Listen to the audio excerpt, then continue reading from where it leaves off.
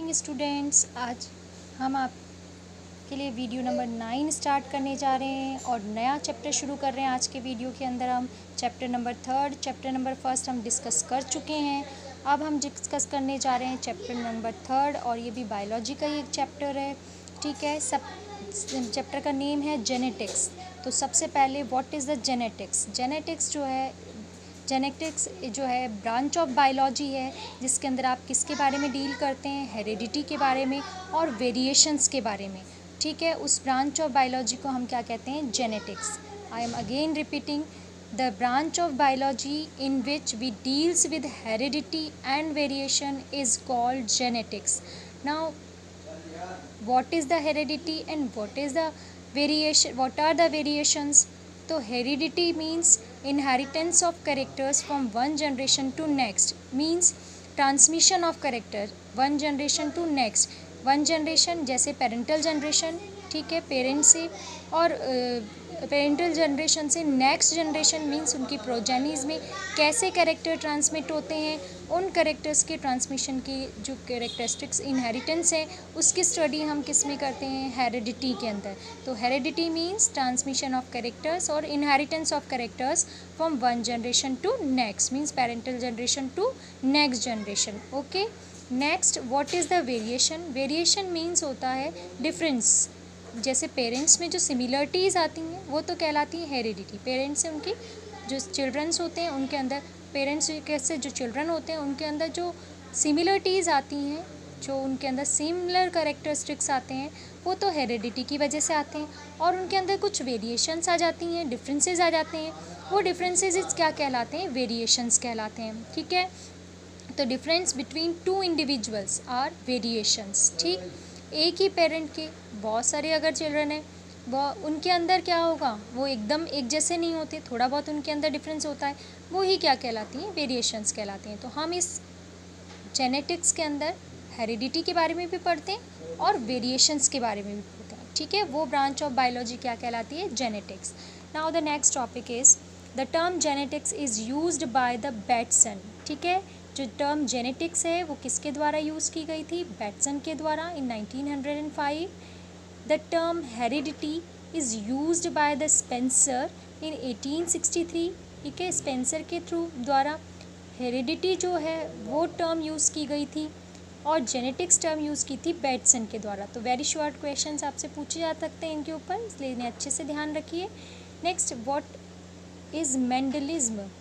देखो, मेंडलिज्म का मतलब है कि एक साइंटिस्ट थे ग्रिगर जोहन मेंडल। ठीक है, is called the father of genetics. ये फादर ऑफ जेनेटिक्स कहलाते हैं।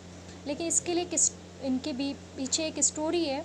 जो मेंडल थे वो, उनका जो बर्थ था वो ऑस्ट्रिया के एक विलेज के अंदर हुआ था, और सिलसिया करके, हेजेनड्रॉफ करके, ठीक है, वहाँ उनका एक पुअर फार्मर फैमिली में उनका बॉर्न हुए थे। वो उन्होंने अपना जो स्टडी था वहीं ऑस्ट्रिया में कंप्लीट किया था।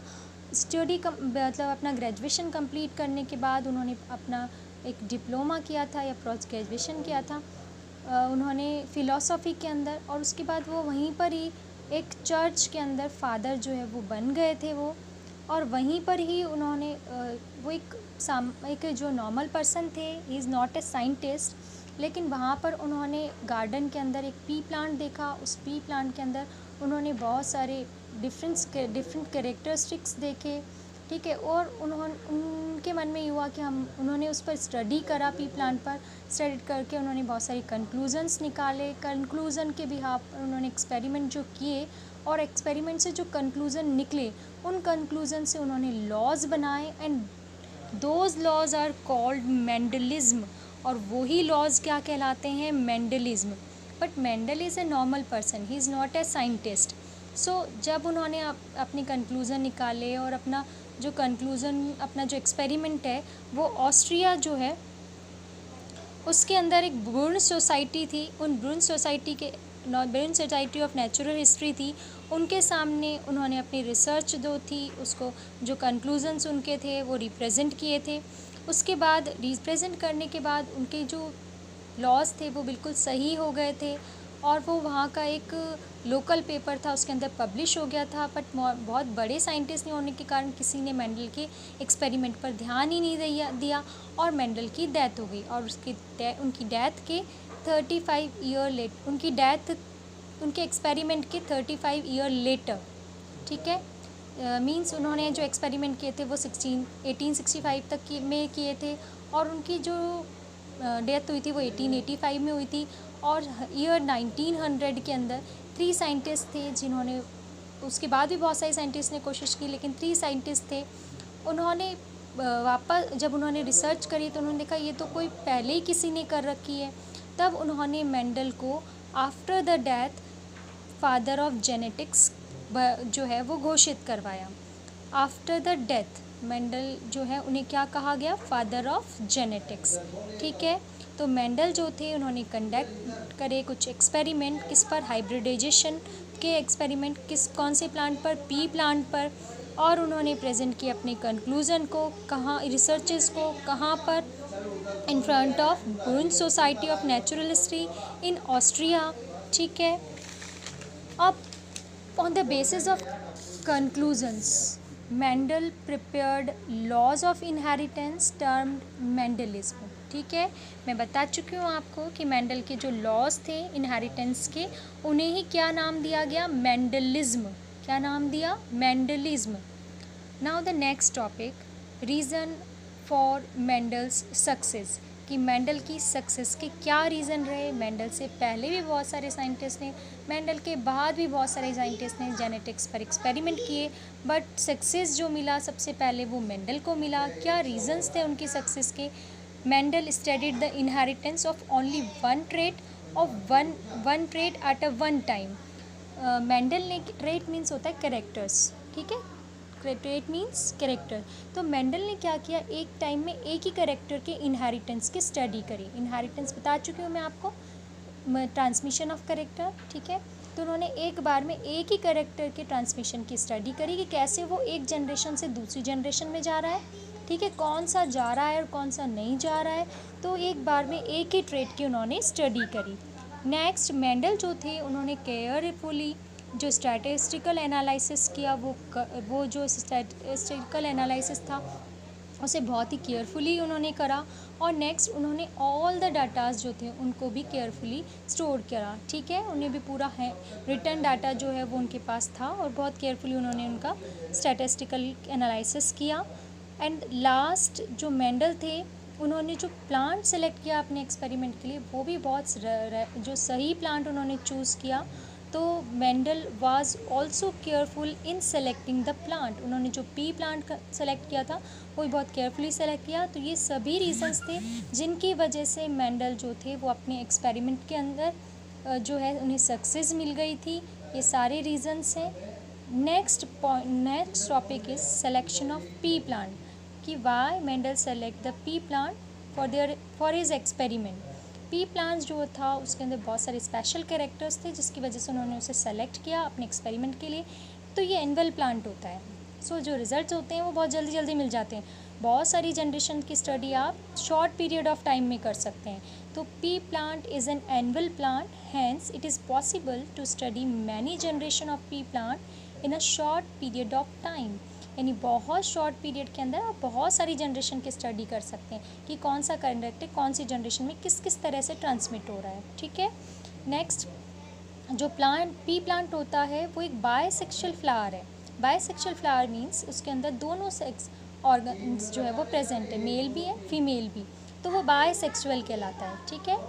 बायसेक्सुअल है और उसमें ज़्यादा पॉसिबिलिटी है जो है सेल्फ पॉलिनेशन की, ज़्यादा पॉसिबिलिटी सेल्फ पॉलिनेशन मीन्स कि pollen grains which are the male gamete, pollen grains which are the male gamete means male reproductive cells। तो मेल गैमेट जो pollen grains होते हैं वो कहाँ पर, स्टिग्मा जो कि part of female reproductive organ होता है, लास्ट 9th क्लास का याद करिए आप। तो वो प्रोसेस कहलाता है सेल्फ पॉलिनेशन। अगर एक ही फ्लावर में दोनों सेक्स ऑर्गन्स हैं वहीं से पॉलन ग्रेन उसी की स्टिग्मा पर चली जाए तो सेल्फ पॉलिनेशन। अगर एक प्लांट के एक फ्लावर है और वो किसी अदर प्लांट के किसी फ्लावर से पॉलन अगर स्टिग्मा पर आ जाए तो वो क्रॉस पॉलिनेशन कहलाता है। तो ये एक बायसेक्सुअल फ्लावर है, दोनों सेक्स ऑर्गन्स है, तो इनमें क्या पॉसिबिलिटी ज़्यादा है कि इनके अंदर सेल्फ पॉलिनेशन की पॉसिबिलिटी ज़्यादा है, जिसके कारण इनके अंदर प्योर लाइन जो है वो देखने को मिलती है। So repeating again, the pea plant produces the bisexual flower, so it is possible to get a pure line of homozygous plant through the self pollination, but हम इसके अंदर आर्टिफिशियल पॉलिनेशन भी करा सकते हैं, ठीक है, ईजीली करा सकते हैं इमैस्कुलेशन के through. Artificial pollination can be easily done, का आर्टिफिशियल पॉलिनेशन भी करा सकते हैं हम इसके अंदर with the help of emasculation of flower. Emasculation means क्या होता है कि जो पॉलन सैक होता है, उस पॉलन सैक के अंदर पॉलन ग्रेन्स डेवलप होते हैं, तो पॉलन ग्रेन डेवलप हो उससे पहले ही पॉलन सैक को हटा दिया जाए यदि, वो प्रोसेस कहलाता है इमैस्कुलेशन। अगर वो हट गया तो अदर किसी ही फ्लावर से ही पॉलन ग्रेन्स स्टिग्मा पर आएंगे, क्रॉस पॉलिनेशन होगा, और हम इसे आर्टिफिशियली करा रहे हैं तो ये आर्टिफिशियल पॉलिनेशन कहलाता है, राइट। तो सेल्फ पॉलिनेशन होता है, प्योर होमोजाइगस आपको देखने को मिलते हैं, बट आर्टिफिशियली हम इसके अंदर पॉलिनेशन करा सकते हैं। So Mendel choose the pea plant, ठीक है।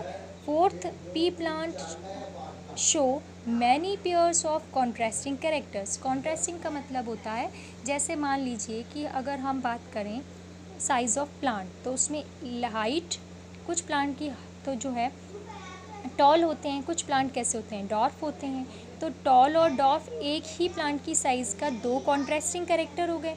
तो ऐसे मेंडल के अंदर, ऐसे पी प्लांट के अंदर बहुत सारे कॉन्ट्रास्टिंग कैरेक्टर्स होते हैं, जिसके कारण कुछ डोमिनेटिंग कैरेक्टर्स होते हैं, कुछ रिसेसिव कैरेक्टर्स होते हैं।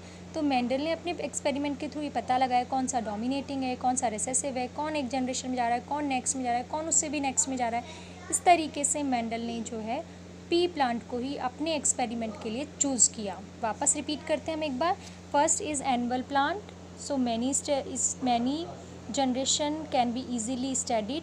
नेक्स्ट, ये this is a bisexual flower, so pure line we can get from the homozygous, और सेल्फ पॉलिनेशन होता है इसके अंदर, बट आर्टिफिशियली हम क्रॉस पॉलिनेशन करा सकते हैं by the emasculation. And last, it have the many pair of contrasting characters, ठीक है। सो मेंडल ने क्या चूज़ किया, पी प्लांट चूज़ किया। इसमें दो इंपॉर्टेंट क्वेश्चन और दो तीन वेरी शॉर्ट क्वेश्चन जो हैं वो बनते हैं आज के टॉपिक में। First, why the Mendel select the pea plant for his experiment, what are the reasons of success of Mendel, what is Mendelism, who give the term genetics, who give the term heredity, ठीक है। और what is heredity, what is variation, what is genetics, these all are the definitions, these all definitions are very important. So all the question which can be put up in this topic I can told you, ठीक है, I have told you. So इसे आप अच्छे से याद करिए, अच्छे से पढ़िए, कोई प्रॉब्लम हो तो फिर बताइए।